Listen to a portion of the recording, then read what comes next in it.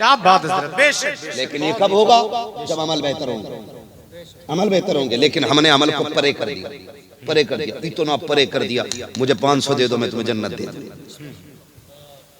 मुझे 100 रुपए दे दो मैं तुम्हें जन्नत दे जाऊं।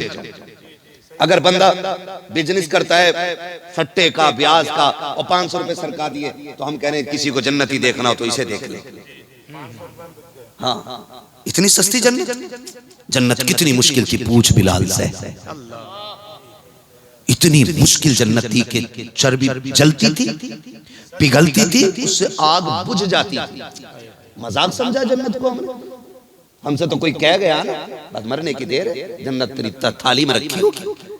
महबूब के जब हाथ उठते थे अल्लाह से उम्मत के लिए जन्नत मांगा करते थे। पता है तुम्हें? आज कह रहा मुझे देखकर जहन्नम को भी आ गया पसीना, बहुत बिगड़ गया भाई। जहन्नम को पसीना, वो पुलसिरात जो अल्लाह ने बनाई है ना।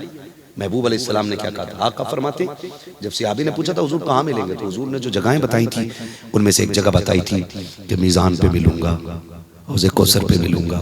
वहां ना मिल सकूं तो फरमाया कि फिर मैं पुलसिरात पे मिलूंगा। अहम मकाम होगा ना हुजूर, कैसे मिलेंगे? फरमाया उम्मत गुजरती होगी, मैं झोली फैला के कहता हूँ रब्बे सल्ली उम्मती, रब्बे सल्ली उम्मती। और ये कह रहा मुझे देखकर जहन्नम को भी आ गया पसीना। हम कितने जरी हो गए अमल से, इतनी आंखें बंद कर ली हमने, इतनी आंखें बंद कर ली हमने। हाँ भाई, कि मुझे देखकर जहन्नम को भी आ गया पसीना। हमने शराबियों को जन्नती कहा, हमने प्यास वालों को जन्नती कहा, हमने हराम कमाइयों वालों को जन्नती कहा। इतनी सस्ती जन्नत नहीं है। हजरत बिलाल को अंगारों पे रखा जाता, चर्बी पिघलती, उससे अंगारे बुझ जाया करते थे, लेकिन बिलाल की जबान से अल्लाह अल्लाह की सदाएं बंद नहीं होती थी। मुझे पता तेरा अमल मजबूत है, या नबी के बिलाल का अमल मजबूत है। अबू बकर सिद्दीक ने आके कहा था यार बिलाल आहिस्ता आहिस्ता अल्लाह का नाम ले लिया कर, मुस्तफा को आहिस्ता पुकार लिया कर, ताकि ये तुझे जुल्म न करे, तुझे सताए ना। 3 दिन चुप रखे, फिर तीसरे दिन मार पड़ रही है। कहा मैंने तुझे मशवरा दिया था कि चुप के अल्लाह का नाम लिया कर। बिलाल ने कहा था यार अबू बकर तुझे क्या बताऊं, जब तक उसके नाम पे चोट ना खाऊं मुझे कलमा पढ़ने में मजा आता ही नहीं।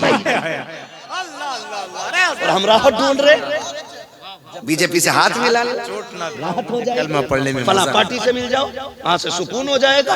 कहते हैं जब तक दर्द ना होना कलमे में मजा ही नहीं आता। क्या बात है। और किसी ने हजरत बिलाल से कहा था बिलाल, ओ बिलाल बड़ी बातें करता महबूब की, इतना पीटा जा रहा है, महबूब तुझे छुड़ाने नहीं आ रहा है? आज तो जरा सी तकलीफ आ जाए तो लो मुसलमान ही बचे थे मुसीबत के लिए, हम तो देखो गोश्त खाने वाले और हम पे ही मुसीबत आ गई है।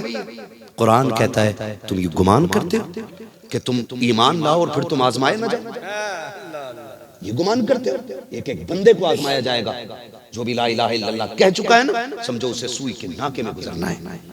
तैयारी रखनी है, तैयारी। इतनी सस्ती जन्नत नहीं है जितनी हमने बांट रखी है, बांट रखी है। सोचे जरा, बिलाल से कहा था बिलाल महबूब तुम्हारा है, इतने नाम लेते हो और उसको तरस नहीं आता, वो तुम्हें छुड़ाने नहीं आता। तो उस पे भी हज़रत बिलाल ने कहा था चुप हो जाओ, जब तू बाजार जाता है ना तो हांडी को बजा बजा के देखता है कच्ची है कि पक्की है। फरमाया तू हांडी खरीदने से पहले बजा के देखता है तो मेरा महबूब क्या बिलाल को बजा के नहीं देखेगा कि बिलाल कच्चा है कि पक्का है? वो देखेगा नहीं कि कच्चा है पक्का है। तो भाई इस कच्चे पक्के के लिए तैयार रहना, इस कच्चे पक्के के लिए तैयार रहना। मेरे कहने से आप जन्नती नहीं हो जाओगे, मेरे ऐलान से आप जन्नती नहीं हो जाओगे। मैं जनाजा पढ़ा दूं आकर के गारंटी नहीं है कि आप बख्शे जाओगे। रवैया ही गलत है, रवैया ही गलत है। हम सताने में सबसे आगे, बोलने में सबसे आगे। अबू बकर सिद्दीक रज़ी अल्लाह तआला मुंह में पथरी रखे रहते थे, कंकरे दाढ़ के नीचे। कौन है? अफजलुल बशरी बादल अंबिया बित्तहकीक अमीरुल मोमिनीन अबू बकर सिद्दीक। इतनी अजमतों वाला शख्स जो मुस्तफ़ा का यार गार भी है और मुस्तफ़ा का यार मज़ार भी है, जिसके बारे में मेरे नबी ने कहा था क़यामत में जब उठूंगा ना मैं, मेरे एक हाथ में अबू बकर का हाथ होगा, दूसरे हाथ में उमर का हाथ होगा। वो मुंह में पथरी रख के रहते थे। क्यों? का डर लगता है कहीं मेरी ज़बान क़यामत में मुझे फंसवा ना दे, फंसवा ना दे। आज जितना बड़ा बिगड़ैल है ना उतनी बड़ी बातें चौक में बैठ के करता। अरे छोड़ो मौलवियों की बातें, ये तो 14वीं सदी के मौलवी है। मौलवी चल यार बिगड़ा हुआ सही, तू अपनी तो फिक्र कर। मैं नहीं कहता मुझे अच्छा को, मैं कहता हूँ अपनी। कौन कह रहा था? एक भेड़िया कह रहा था कि 14वीं सदी के मौलवियों से तो अल्लाह ही बचा। तुझे किताब भी मिली तो भेड़िए की मिली है। क्या लेके चले हो भाई? किधर जा रही है हमारी कौम? नौजवानों, बदलो अपने आप को, डरो अल्लाह से, खशियत पैदा करो। और खशियत का अव्वल मरहला ये है कि जब भी कोई काम करो, कदम उठाओ तो सोचो ये कदम मेरे रब को पसंद है कि नहीं। बस इतना करना है।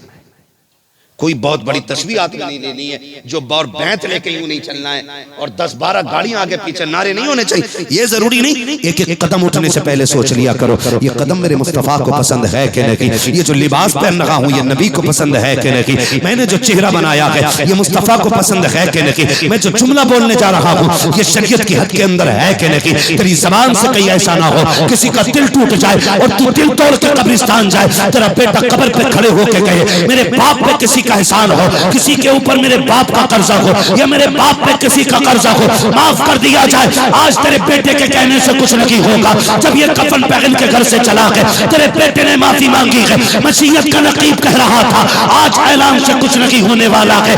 ये मौके मैंने बार बार दिए थे, जब इसने चौक में खड़े होकर के एक गरीब को धक्का दे के हटाया था। दुनिया भूल गई लेकिन मेरी किताब में लिखा हुआ है, जब इसने किसी कमजोर को गाली दी थी दुनिया भूल गई है, लेकिन मेरी तकदीर की कलम में लिख दिया था एक एक लम्हे का हिसाब होगा। आया के कब्र में आज इसी लम्हे का इंतजार था। आज बेटे की माफी काम नहीं आएगी, खानदान की माफी काम नहीं आएगी। ओ मेरे अजीज, आखिरी सांस से पहले अपने दुश्मनों से माफी मांग लो, दोस्तों से माफी मांग लो, वरना याद रखना ऊपर अज़ानें होती रहेंगी, नीचे मारे पड़ती रहेगी। हुकूक अल्लाह अदा करके जाना, खुदा की कसम जो बंदे का हक अदा करके जाएगा अल्लाह अपने हक माफ करके उसकी कब्र को रोशन फरमा दे। बहुत अच्छा हजरत, जिंदाबाद जिंदाबाद, बहुत अच्छा, सुभान अल्लाह, माशाअल्लाह। हजरत अल्लामा मुफ्ती हम्माद रया साहिब मुरादाबादी जिंदाबाद जिंदाबाद। करेंगे इंशाअल्लाह, माफ करेंगे एक दूसरे को, करेंगे माफ इंशाअल्लाह। माफ करो और याद रखना माफ करने वाला कभी छोटा नहीं होता। क्या बात, बेशक कभी छोटा नहीं होता। फरमाया गया जो रूठे हुए को पहले सलाम करे अल्लाह उसके सारे गुनाह माफ फरमा देता है। सुभान अल्लाह। और क्या चाहिए, और क्या चाहिए?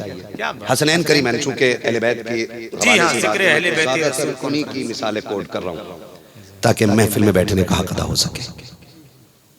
हम तो एक बात जानते हैं, कोई खतीब नहीं, मुकर्रिर नहीं, मसला कोई नहीं, गुलाम है उनके नौकर हैं और बात करते हैं। हमारा अपना तारुफ ये है तेरे टुकड़ों पे पले गैर की ठोकर पे न डाल, झड़कियां खाएं कहाँ छोड़ के सदका तेरा, माफ करने के आदि बने। इमाम हसन इमाम हुसैन में किसी बात को लेकर के अनबन हो गई। अनबन समझ रहे, अनबन समझ रहे, अनबन मीन्स नाराजी होगी किसी बात पे, गुफ्तगू बंद होगी। तीसरा दिन आया तो इमाम हुसैन ने इमाम हसन को खबर भेजी कि बड़े भैया से कहो आके मुझे सलाम करे। छोटे भाई ने बड़े भाई को खबर भेजी कि कहो मुझे आके सलाम करे। अच्छा, मोहब्बत इतनी थी और तालीम और तरबियत देखिए, छोटे भाई की खबर पहुंची तो आपने इन्हें कहा मैं क्यों जाऊं, मैं बड़ा हूं, फौरन आगे और आके सलाम किया, जवाब दे दिया। जब गुफ्तगू हो गई तो कहने लगे यार ये बता, मैं बड़ा था तू छोटा था, मुझे क्यों बुलाया, तू आके सलाम कर लेता। तो इमाम हुसैन ने मुस्कुरा के कहा था आप बड़े हैं। और नाना ने फरमाया जो पहले किसी को सलाम करेगा नाराज भाई को अल्लाह उसे जन्नती बना देगा। इमाम हुसैन कहते मेरी तमन्ना ये थी कि मुझसे पहले मेरा भाई हसन जन्नत में जाए। ये दर्द रखिए पैदा आप दिलों में, ये प्यार तक़सीम कीजिए, माफ कीजिए। हम गैरों को क्या माफ करेंगे, हम सगों को माफ नहीं करते। अब्बा थप्पड़ मार दे तो कह रहा तुमने मेरी बेइज्जती कर दी। मेरे 4 यारों में मेरी एक बात है, एक वैल्यू है, अल्लाह की इज्जत की कसम खा के कहता हूँ जो बाप का थप्पड़ बर्दाश्त नहीं कर सकता ना, वो दुनिया की इज्जत के किसी भी मनसब के लायक नहीं होता है, किसी भी मनसब के। आज मैं पढ़ रहा था एक किताब में बात कर रहा था, मैं आज हैरत में पड़ गया। वो मैं रिवायत पढ़ रहा था, महबूब अलैहिस्सलाम ने फरमाया क़यामत में कोई भी गुनाह लेके आ जाना, कोई भी गुनाह लेके आ जाना, लेकिन साथ में माँ बाप की फरमाबरदारी लाना। अल्लाह बड़े से बड़ा गुनाह माफ कर देगा और माँ बाप के फरमाबरदार को अल्लाह जन्नत अता फरमाएगा। और फरमाया बड़े से बड़ी नेकी लेके आना, और माँ बाप की नाफरमानी अगर लेके आए बड़ी बड़ी नेकियों के बावजूद अल्लाह तुम्हें जहन्नम में डाल देगा। इतनी बड़ी दौलत माँ बाप है जिनके पास है वो कदर करे, उनके डांट डपट को अल्लाह की नेमत समझे।